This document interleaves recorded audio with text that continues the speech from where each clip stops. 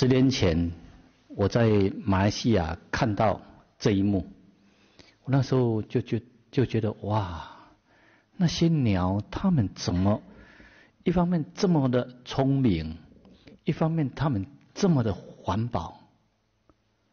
你看哦，它们将两片树叶，它们把它穿针引线，然后连接起来，再做一些草来这样来配合。他们也会用一些蜘蛛网，然后做成线来把它固定。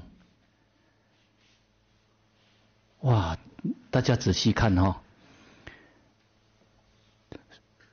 老子要我们学到以大自然为师。真的，我观看到的就是大自然它是拥有最高的科技，拥有最高的智慧。人类的科技如果带有污染、破坏性的，会伤害生态环境的，会伤害别人的，那个就不是科技，那是野蛮的技术。真正的科技是要来到对大自然没有伤害，不会去伤害别人，没有毒素，没有垃圾。所以这是人类要朝向的方向，要向大自然看齐学习，怎么样来到尽量没有垃圾，没有污染，没有毒素。当我观看各种动物，它们在这个地球上都没有污染，没有制造废物，没有垃圾。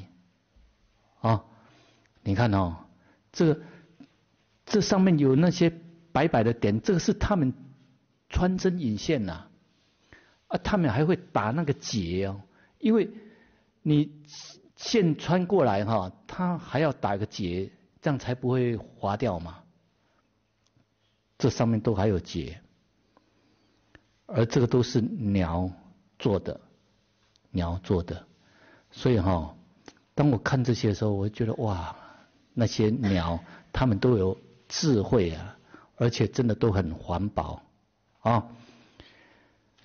来，我们再看，有一次我在新加坡又看到一个情况，在这里大家没有看出什么样不一样的地方吗？有没有看到什么不一样的地方？好，我再讲具体一点，你有没有看到一个鸟巢？啊？看不出来哈。这是一个住家的门口来，我们来看，这里有一个鸟巢，它把这一棵，这叫什么树啊？反正什么树不知道了哈，什么名字不重要了。他用2片，他把上面的一片摘下，就是拉下来，然后跟下面这一片做一些连接，用一些线把它缝起来，然后你看有没有？他用一些线把它上面这个都有穿线的点然后跟下面的做连接起来，然后就形成一个鸟巢。我们看看鸟竟然是这么环保啊！用上面一片叶子跟下面的这样连接起来，所以它的材料可以省掉很多嘛。材料可以省掉很多。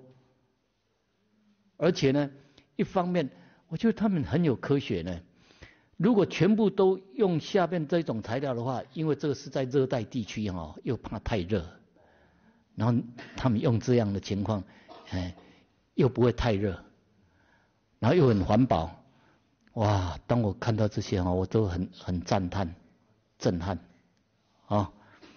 所以这个就是人类要学习的，要跟大自然学习。我们能不能来到我们快乐的生活，然后我们尽量减少对资源的浪费，尽量减少污染，还有尽量减少垃圾的制造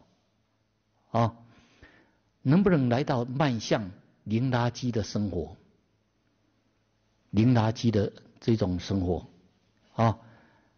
当我看到这些你看那动物，它们的一生没有污染，没有垃圾，然后它们又能够代代的繁衍，下去。来，我们现在来看，还有一个动态的，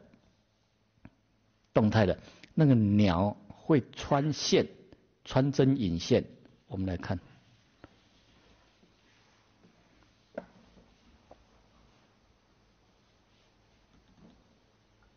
很多人都觉得大自然没什么啊，为什么要以大自然为师？那是你没有静下来去看。如果你真正静下来去看你就会赞叹。来，把灯关暗我们来看，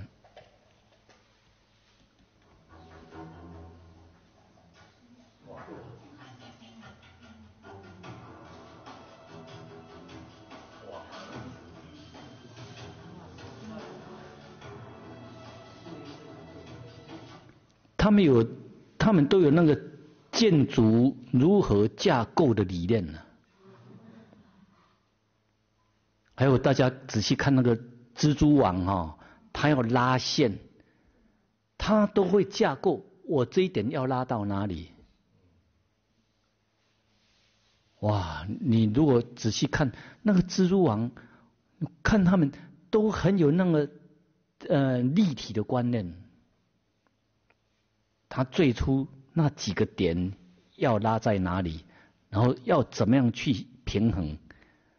它的网有弹性，但又不会变质，又不会变形。我们再看一遍这个鸟，你看，穿针引线，它不需要针。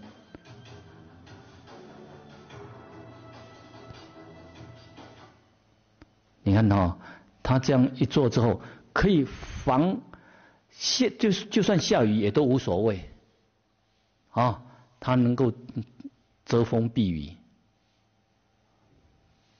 然后又很环保，所以希望大家好好的体会。等一下会跟大家介绍环保屋环保的那个土屋，我希望大家尽量朝向这一种生态文明好好的把生态保护好，而这个保护好生态情况呢，我们又能够显现出人类的真正的文明、真正的文化、真正的智慧。